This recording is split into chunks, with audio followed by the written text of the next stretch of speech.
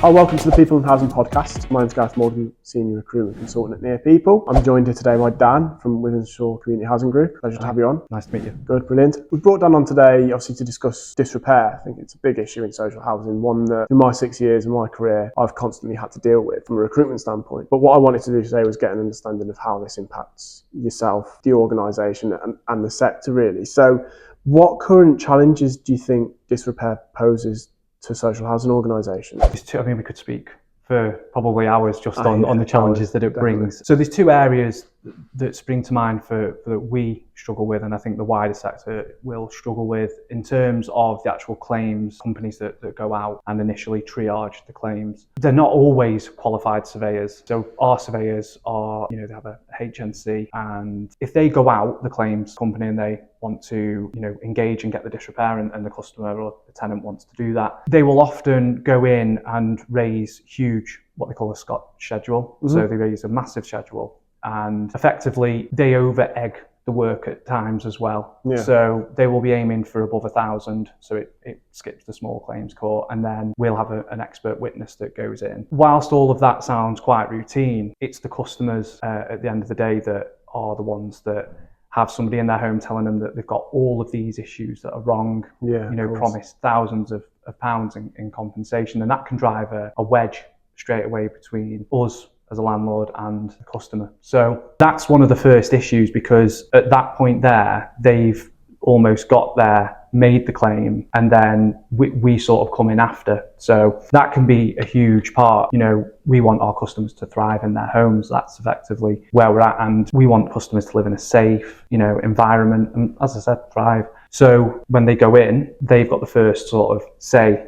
And it's not always true. At times it can be, if we've done wrong, we need to put it right. Of course. But, we see a lot of the schedules that come once our expert witness has gone out. At that point, there's a huge disparity between the initial claim and what the expert witness has found.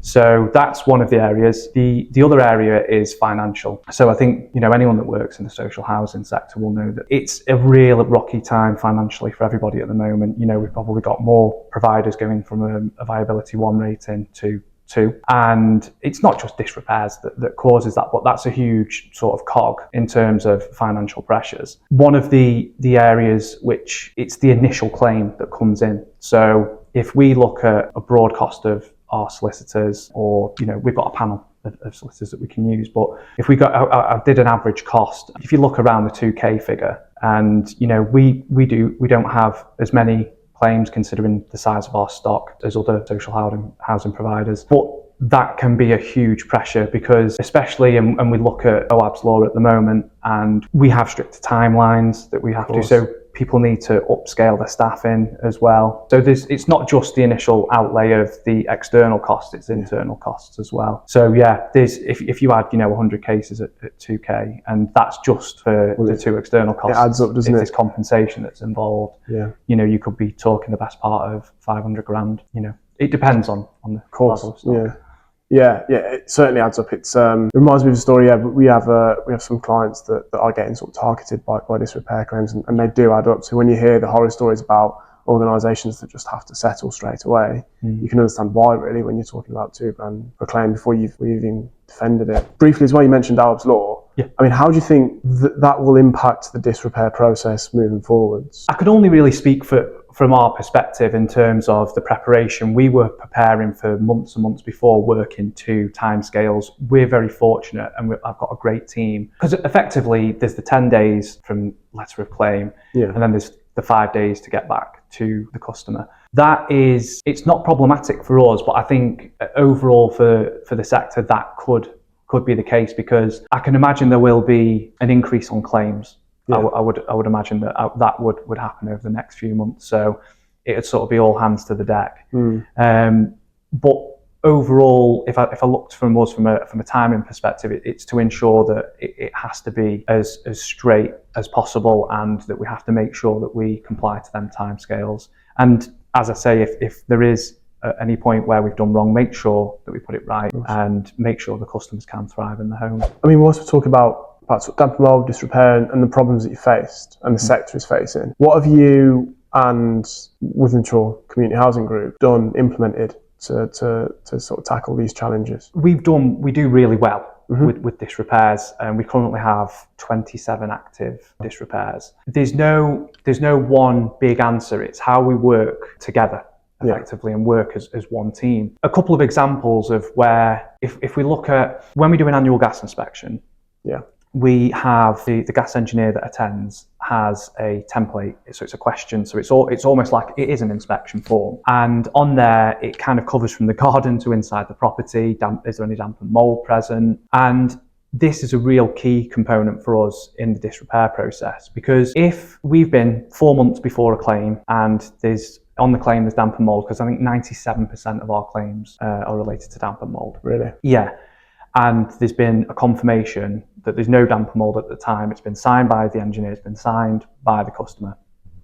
Then effectively, if you look at the claim and it says how long has the damp and mold been present, and the claimant's solicitors are saying, it's been there for 18 months, but we know that on that gas inspection and when we did the post inspection, again, it wasn't present at that time. So if there is damp and mold there, that's, we will deal with that, and we can certainly get that sorted. But in terms of a fair claim and process, it would be, well, it wasn't there 4 months ago, if that makes sense. Yeah, so of course. That's a real key component to what we do, because when it gets to the stage where we do the handover pack for the solicitors, we can hand that over, and so we can give the full property history, the tenancy agreement, but we can also give the inspection over as well, and that helps give a real true timeline. So that's one huge part, and people can say, well, it almost feels a bit like landlord-led repairs, but in our instance, it's not just disrepairs that it benefits the whole responsive repairs department as well. Overall, that is a huge factor in what we do, and that's one of the reasons that we can sort of handle the claims as we do. We sort of say collecting data and taking a preventative approach, really, it sounds like. It is, yeah. So to further that as well, we did a fan program, so where we changed all the fans in the bathrooms and in the kitchens, and we successfully changed 97% of the fans in kitchens and 96% in the bathrooms. Might be the other way around, but yeah, it's there or there. High percentages though, nonetheless. Yeah, and that's with new EnviroFan humidity stat fans as well. So although, like I said, that's huge in terms of preventative action against damp and mold, and yes, it's within 2 areas, but they're proactive approaches that we take to ensuring that we can provide homes that are safe and that are, they're up to date as well in terms of them areas. And we have a number of planned programs as well, which just overall that helps. So from sort of an asset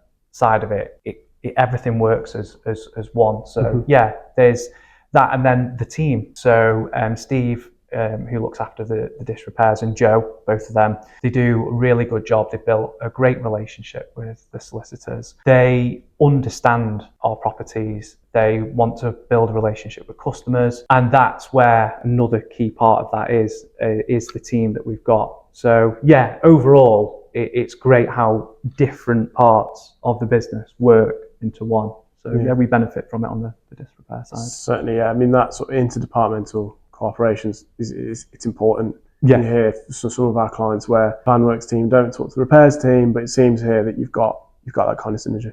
Which is brilliant. One of our key values: work as one team. Of course, brilliant. Aside from obviously the sort of preventative steps you've taken, what else have you guys implemented in terms of be it sort of systems, programs, and everything else? So we've developed our Power BI page, and on that, the reporting that we have on there, it has everything encompassed, and we do have, controversially, we have a master spreadsheet, and I've spoken to some local social housing landlords as well, who've asked how we're approaching disrepairs, because we have got a low number. We deal with the cases that come in quickly and effectively, and some of them have gone away from that master spreadsheet. And they're going back to that now. So that feeds through to our main Power BI page, and like I said, we have everything from even the age of the property, specific areas, housing types, the types of claims that they are, and then one of the most important measures for us is we measure every month how many claims that we get. Believe it or not, in May this year we had 27 claims in 1 month. Wow. Okay. Busy time. Yeah, it was. It was surprising. But usually we could say we get an average of about 6 or 7 Okay. And so to measure that, then we can start measuring when the peak seasons are. So 24, 25, sort of every fourth month, we found that we were getting more repairs. So we knew that more disrepair cases. So we knew that we had to scale up at them times as well. So how that leads then to a more proactive approach is, if we're happy that, because we currently have 27 open claims, if we're happy at that stage, which we'd all love zero, but we know it won't happen. Of course. So we're happy at that stage. How is it that we can use that data to try and help our customers? Because if there is a genuine cause of disrepair, then we need to put that right. Absolutely. I got a heat map so we could start seeing the areas, which I'm happy to share. Yeah, of course. And on the back of that, I worked with our comms team, and we've recently designed a digital leaflet that we can send to customers so that they can come to us. Because some of the feedback that we've had is that when the claims companies have knocked on, some of our customers have felt quite intimidated, and one of them in particular that I'd spoken to not so long ago, sort of repeated phone calls after she wanted to pull out of the process. So it's giving people that outlet to say, you can give us a call, you can email us, whatever it is, and we'll go out and survey the property and work with you to ensure that we can get this done. So that's a real key part to us, because that ensures that we're helping our customers when they might not be sure, they might feel confused. They could have had that knock on the door and said, I'm not sure, can you come back to me? But if they've knocked on every house, we know that if a claim's come through, that there'll be other people which have had that knock on the door. So that's a real important piece to us, to work with our housing teams as well, just to generally make sure that everything's okay and we can get there before any claims are made. Before, okay, yeah, absolutely. Yeah. Well, I suppose it's one of the good things with the heat map then, isn't it? Because you can know which specific areas are getting targeted by these claims solicitors. Yeah, we're fortunate. Our housing stock is quite condensed as well, so we can really pick up on them areas. I mean, it could work both ways. If you've got a large spread of housing stock, you could see which areas have been impacted the most. But for us, it works great that we can identify the areas and get out there. It's a customer-facing sort of tenant-led business, isn't it? Social housing. So it's good to see that you're taking a proactive approach to look after not only the property, but sort of the welfare of the tenants. That's our number one priority, is the welfare of the tenants. It's what comes first for us. So once we can ensure that that's okay, which goes hand in hand with the property that they live in. So that's why we're keen to see where the claims are going. And it's important as well on the sort of the opposite side to see if there is any repeat claims. Why has that happened? Is that because of what I mentioned before, where there's the promise of riches, so to speak, which has driven the divide? Because then we can also rebuild relationships again. Yeah, we all get them though, don't we? I mean, even in our personal life, I think obviously we've got this Power BI platform and we've all seen the heat maps and the dashboards and everything else. What sort of patterns and trends have you noticed since you've implemented it in terms of the stock or the way the solicitors are targeting it? Is there anything that you can share in terms of patterns that you've seen, that you've been able to identify? Yeah, so I mean, it could be different for everyone, but from what we've seen here, we have a list of solicitors that target us. So we know the ones so for each claim that we get, that basically tots up. Okay. And so we can see the solicitors that work in the area, well, it's the claims. We can see quite clearly the solicitors that are taking action. So that's quite helpful. The heat map does produce the areas that are impacted most. One of the top claims that we get against our 3-bedroom semi-detached properties, now that is a core part of our stock, which people might not see that as helpful, but it's actually the properties that are below that. So where you look at maybe a 3-bed semi could be top of the list, quite further down the list is a 3-bed terraced house. Now that could be a number of reasons. Is it because the semi-detached has got more heat loss parameters? It could be anything, but that's really good for us to see the properties, because we've got properties that have got sub-timber floors, so then we can have a look, is that what's on the claim, and then measure that against the Scott schedule that was agreed on both parties' behalf. So the other one that is really important to us is measuring how many claims that we get in conjunction with that heat map. Okay. So we then can see any spikes that are in there. The most important part of it is that shows that with the Power BI page that you're on top of it, and that it's almost where we can see the received claims, or active claims, how many have been received, how many have been resolved, and if that goes up and down. Because if the active claims are going up and down, which you'll know anyway, but it's good to have that visual representation, and we can then present that, whether that be to board, whether that be to any other department, so that we can demonstrate that we are staying on top of the disrepair.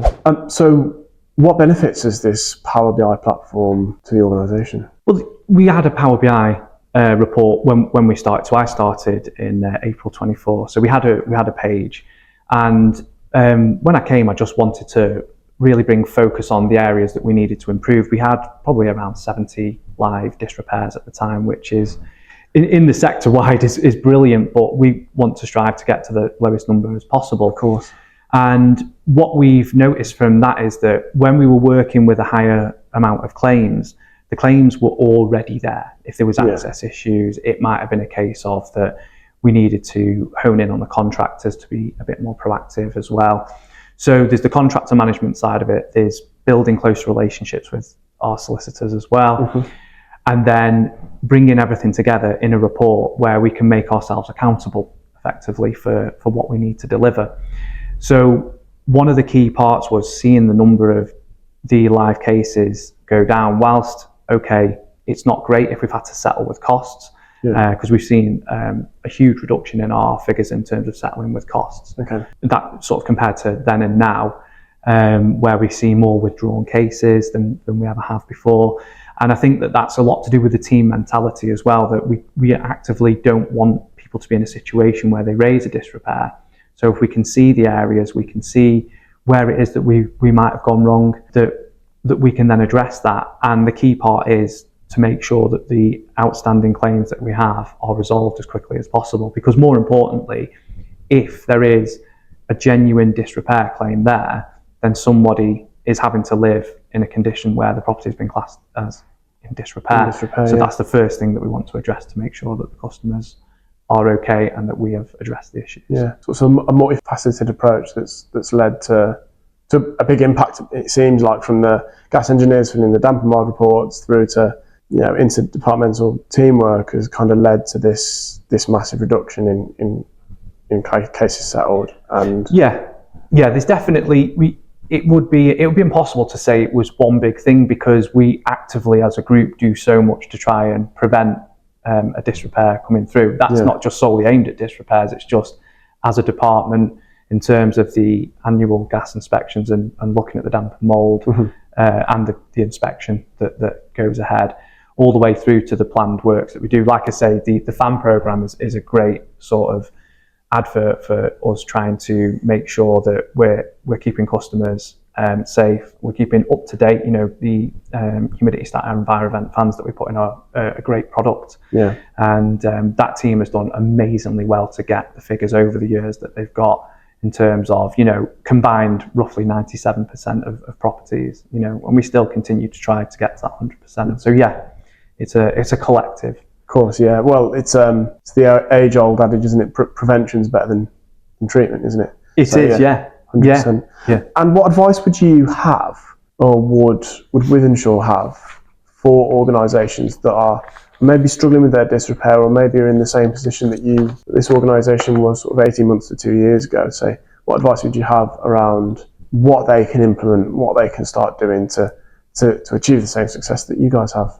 Some of the questions that I get, or some of the statements that you hear, is we've got sort of like 500 cases, and we just seem to have more coming in than going out. Which that age-old adage, which is if you've got a 2 litre bucket, you can only fit 2 litres of water in it. And sometimes I think people are getting sort of 6 litres thrown in, and then, as you know, it overflows. Absolutely. So I think when we started, we were very fortunate. There was already a low number of disrepairs, but we weren't happy with that. We wanted to be as low as we possibly could. So I think the best approach is to be proactive. You hear a lot in the sector of there's more coming in than we can get out. So if that is the case, and there might be people who've got larger volumes of stock than what we have, so there is a higher percentage that they'll get more disrepairs. It might be that they don't have the programs that we have running, which that would be the first thing you'd be looking at as well. How can I work with the other departments? What can we come up with together to try and reduce them? But in terms of, if someone was watching now who runs a disrepair team, runs a disrepair department, and you have got hundreds of cases, it would be to be as proactive as possible. I would be looking at the oldest cases to start with. That would be what I would definitely need to look at, because them are the ones that financially are going to carry the biggest punch. And if there is a genuine case for disrepair, that means that the customer's been living in property in the state of disrepair for a long period of time, and that's the one thing that we need to stop. But you can't burn the candle at both ends. I get that. So it would depend, do you deliver that with DLO? Do you deliver it with contractors? If that's the case with contractors, like that's the model that we use, I would look at bringing on new contractors, site inspections on each disrepair until everybody can understand the level of work that is expected. Weekly meetings with contractors and with solicitors. Listen to the solicitors, because they will tell you everything that is wrong as well, in terms of that's their job. When they're defending, they put in their, pre-litigation, they're going to be putting in what's gone wrong. When they ask you for documents, just be quick, as quickly as you possibly can. So that might be that you don't have access to get tenancy agreements. If you can't get that, work with the department so that you can get some speedy results in terms of getting the legal packs sent over. Because that's part and parcel of it. Once that's all been done in the Scott schedule, it's all been agreed, the expert witness has been, everyone's happy with the works. At that point then, we know what we need to do. So let's get the contractor out as quickly as possible, get the work done, and then get that signed off as quickly as you possibly can. Some of the older cases, probably say 9 out of 10 would have no accesses, so look to work with the solicitor for an injunction if you have to get them works done, especially if it's surrounding damp and mould. Don't just close the case, because effectively there is somebody that's living in a state of disrepair. Another area that I would look at is the data that you've got. Make sure the data's clean, make sure that the team can see and is responsible for that data, and make sure there's accountability there. If you've got, once you've measured and if you need more contractors or you need to recruit more surveyors, whatever part of that, your business, where the anchor point is, where you go, actually, we really need to put a bit more resource into that. Bring accountability and then celebrate the success. There's, on the regular, I will review our disrepairs through the Power BI dashboard. Steve, who works in the disrepair team, he sends a weekly update as well. But it's not just a case of, a couple of numbers. He will say if we've closed one down, why it's been closed down, if any new cases, why they're in. And even though you are checking the Power BI report, that shows that the team's still there. This is what we're doing, and it's every week, and it's just making sure that if that data's clean, what are we doing with that, and having that long-term goal. So we know that we've got a lot of cases at the moment. This is what we're going to do. You'd feel better just making a dent into them and knowing that your service that you're providing is assisting the customers, because ultimately, if it is a genuine disrepair claim, you know that you need to act quickly because someone's got to live. Listen, thanks very much for coming on and sharing your thoughts. I think it's been insightful. I've certainly learned a fair bit as well. Hopefully, we can get some good information out there for organisations. Yeah, if anyone has any questions or that's watching it, please do feel free to reach out. We won't get anywhere if we don't help each other. So absolutely, more than happy to help as well. Yeah, absolutely. I think the whole sector needs to work together on this issue. So I'm really glad that you've brought it to us. Thanks very much for your time. No problem at all. Perfect. Thanks.